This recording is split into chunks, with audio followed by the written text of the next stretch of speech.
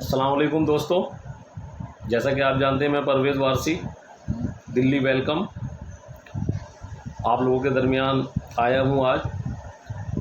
और आने की वजह यह है कि जो वॉइस मैंने आज सुनी सुबह बिशन चौधरी की, उसके लिए मुझे बड़ा दिल से अफसोस हुआ और सख्त अफसोस हुआ कि हमारे जो बुज़ुर्ग थे, जो हमारे उस्ताद थे, वो हमें क्या दे गए थे और हमने क्या कर दिया।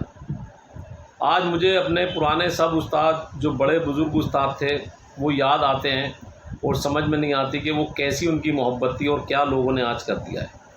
अब इसमें यह है कि बिशन उस्ताद ने जो कहा, खैर जो उनके दिल में था वो कह दिया, और जो दिल में होता है आदमी वही कहता है। लेकिन सलूट है उन लोगों को जिन्होंने अपनी इतनी पाक दिली से और साफ़ दिली से इस बात को सामने लाया, उनके लिए सलूट है। कल्लू जो है कल्लू पहलवान, उन्होंने ये बात सामने लाया ताकि किसी भी बंदे का मुखौटा सामने आ जाए कि वो चेहरा क्या दिखाता है, उसका मुखौटा क्या है, दिल में क्या है। ऊपर से अजय उस्ताद जिन्होंने इसके लिए बेहतरीन टिप्पणी की है, हकीकत में बहुत अच्छा बोले वो। और अफसोस ये है कि और बाकी उस्ताद खामोश हैं। अफसोस इस बात का भी है कि और उस्ताद खामोश हैं इस बात को लेके, समझे ना। जबकि बिशन चौधरी साहब ने जो कहा है कि उन्होंने माफ़ी भी मांगी है, लेकिन हर चीज़ माफ़ी के मतलब नहीं होती है। हर चीज़ की माफ़ी नहीं मांगी जाती है। ये वो चीज़ है कि जो नाकाबिले बर्दाश्त है। माफ़ी उस चीज़ की होती है जो बर्दाश्त होती है, जो आमने सामने होता है मामला, उसकी माफ़ी होती है। ये क्या माफ़ी हो गई कि लिया आपने पहले सब कुछ कह दिया और फिर माफ़ी मांग ली। दोस्तों ऐसा कुछ नहीं है।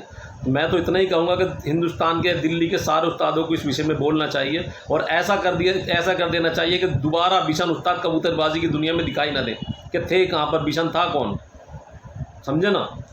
और आज ख़ास करके मैं उन उस्तादों के लिए कहता हूँ, बुरी लगेगी मेरी बात, लेकिन माजरत खाऊँ, माजरत के साथ कहता हूँ, माफ़ी के साथ कहता हूँ उन उस्तादों से जो अपनी पगड़ियाँ बांटते फिरते हैं। क्या मतलब है पगड़ियाँ बांटने का? आप कभी शागिर्द नहीं करते, कुछ नहीं करते, 2 दिन की मुलाकात होती है, आप पहचानते नहीं कि आदमी इस लायक है नहीं है। मैं ये कहूँगा कि नाअहल उस्तादों ने कमज़र्फ लोगों को पगड़ियाँ दे दी कबूतरबाजी की, और कबूतरबाजी का बेड़ा गर्क कर रहे हैं, जिन्हें खुद उस्ताद बनने का सलीका नहीं है। ये नहीं पता कि वज़न लेके चला कैसे जाएगा, बड़ा बनना होता कैसा है। तो मैं सभी उस्तादों से ये हाथ जोड़ के गुजारिश करूँगा कि बड़ा बनने की कोशिश करें और बड़ा बन के दिखाएं, दिल को बड़ा करें, अपने हौसलों को बड़ा करें और शागिर्दों को शागिर्दों की तरह इज़्ज़त दें और उस्तादों की तरह इज़्ज़त लें। तो इसी के साथ दोस्तों, ये जो कुछ हो रहा है वो गलत हो रहा है। आज क्या क्या नहीं हो रहा दिल्ली के अंदर, क्या क्या घट रहा है। आज कोई भी आदमी दिल्ली के उस्तादों को आवाज़ दे देता है, कोई भी कह देता है आज मैं फ़ला उस्ताद से उड़ाऊँगा, फ़ला उस्ताद से उड़ाऊँगा। सारे उस्ताद खामोश हैं। क्या मतलब है? आप क्यों इस बात पर एक्शन नहीं उठाते कि एक उस्ताद की वजह से ये हो रहा है सारा, के कोई भी आवाज़ दे देता है। ना उस्ताद ऐसा करते कि वो किसी को आवाज़ देते, ना किसी की ज़रूरत थी कि दिल्ली के उस्तादों को कोई आवाज़ देता। बात ज़रूरत की भी ये नहीं है कि इज़्ज़त करते थे लोग दिल्ली वालों की।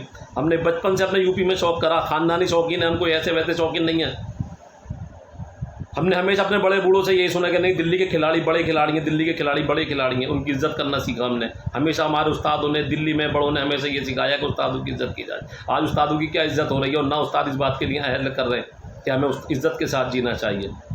मैं फिर कहता हूँ कि अजय चौधरी ने बोल के बहुत अच्छा करा। कोई ये नहीं है कि मेरी उनसे मामला आते तो कि मैं उनकी हमदर्दी कर रहा हूँ। सारे उस्तादों की इसमें कमेंट्स आनी चाहिए और इस बात पे भी सोचना चाहिए उस्ताद लोगों को कि ये क्या हो रहा है। नाअहल से उस्ताद आते हैं, कमज़र्फ लोगों को पगड़ियाँ दे जाते हैं, जिनके मतलब नहीं है, जिनको संभालना नहीं आता, जिनको बात करना नहीं आता, जिनको कबूतरबाजी के सलीके नहीं आते, और उनको पगड़ियाँ दी जाती हैं। तो क्या होगा? ऐसे ही होगा।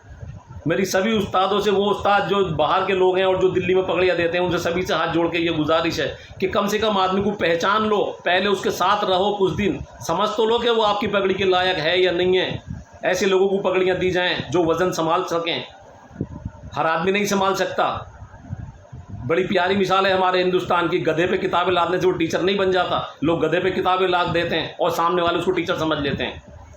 आज कैसे दिल्ली के बड़े उस्ताद थे, कभी किसी ने सुना कि किसी उस्ताद ने किसी को आवाज़ दी, किसी ने किसी को कुछ कहा?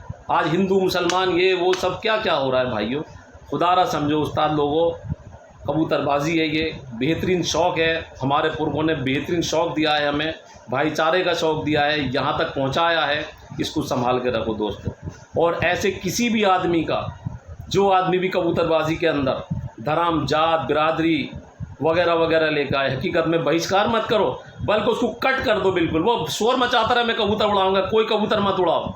समझे ना। ऐसी दुकान कर दो जो मक्खियाँ मारता रहे, बस अपने कबूतर पाल के ख़त्म करे और साल 2 साल में अपना भी ख़त्म करके चला जाए।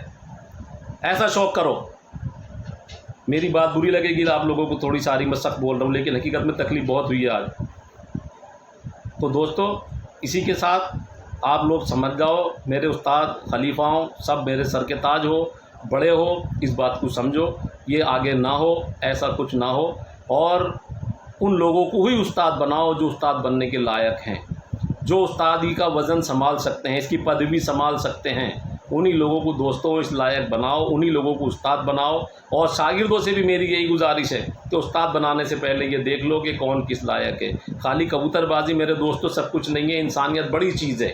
पहले इंसान बन के दिखाए, अच्छा उसके बाद कबूतरबाज बन के दिखाए। कि इतने बड़े कबूतरबाज हमारी दिल्ली में गुजरे हैं, अभी हमारे बीच मम्मू उस्ताद ज़िंदा हैं और अल्लाह का शुक्र है।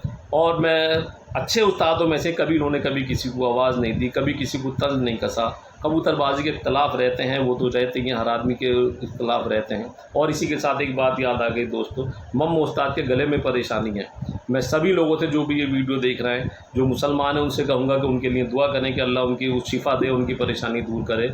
और जो हिंदू भाई हैं वो भी दुआ करें, मेरे जितने भी दोस्त यार हैं, अहबाब हैं, कबूतरबाज हैं, उनके लिए दुआ करें कि अल्लाह उनकी सेहत अच्छी कर दे और वो अच्छे हो जाएं। क्योंकि कुछ ही बड़े लोग हमारे बीच में अब दरमियान में हमारे रह गए हैं, समझे ना तो उसके बाद में हम क्या करेंगे। और उनसे हमें सीख लेना चाहिए, कितनी शांति की कबूतरबाजी वो लोग करते हैं, कितना शांत कबूतरबाजी उन्होंने आज तक करी है।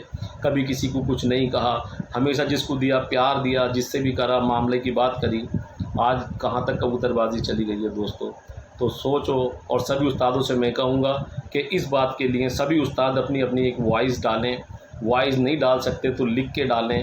अपने शागिर्दों से कह दें कि जी बिशन चौधरी किसी से शौक़ करने को भी कहें तो कट कर दो। वो शोर मचाते रहें कि मेरे से उड़ा लो, मैं बहुत बड़ा कबूतरबाज हूँ। हाँ जी, तू बहुत बड़ा कबूतरबाज है भाई, अपने घर बैठ।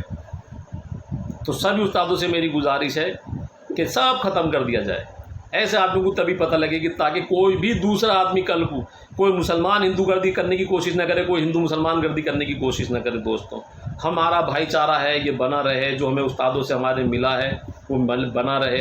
आप सब जानते हैं कि हमारे जितने भी उस्ताद थे वो कैसा शौक़ करके गए। उस्ताद मुसलमान थे, खलीफा हिंदू थे। उस्ताद मुसलमान थे, शागिर्द हिंदू थे। उस्ताद हिंदू थे, खलीफा मुसलमान थे। और सब कैसा भाईचारा था यार। आप देखो, मुझे एक भाईचारा याद आ रहा है, मैं बहुत छोटा था, मेरे वालिद बताते थे, इत्तिफाक से ये बात याद आ गई तो आ गई, समझे ना। उस्ताद लतीफ़ साहब हयात होते थे, समझे ना। चौधरी मांगे राम साहब जो सुंदर भाई के वालिद थे, त्रिनगर में, यहाँ से जाफराबाद में वो रहते थे और त्रिनगर साइकिल से उनके पास जाया करते थे उनकी सपोर्ट करने कबूतरबाजी के लिए। चौधरी मांगेश राम साहब की कोई मामूली शख्सियत नहीं थे। चौधरी मांगेश राम साहब बड़ी शख्सियत थे दिल्ली की। लेकिन कैसा भाईचारा, कैसी मोहब्बत यार। दोस्तों वो मोहब्बत दिखाओ, वो मोहब्बत सीखो। इसी के साथ दोस्तों का मैं सलाम चाहता हूँ। नमस्ते, सत श्री अकाल, जय हिंद। कोई गलती हो गई हो भाइयों तो इसके लिए भी माफ़ी चाहता हूँ। कुछ जज्बात हैं जो भड़क चुके हैं और जो भड़काने ज़रूरी भी होते हैं, कभी कभी जज्बातों को भड़काना भी चाहिए। तो भाई मैं हाथ जोड़ कर अगर किसी को मेरी बात बुरी लगी हो तो उसके लिए मैं माजरत चाहता हूँ, माफ़ी चाहता हूँ। अगर गलत बात कुछ लगी हो तो उसको हटा दें और जो सही बात हो उस पर अमल कर लें दोस्तों। अस्सलाम वालेकुम।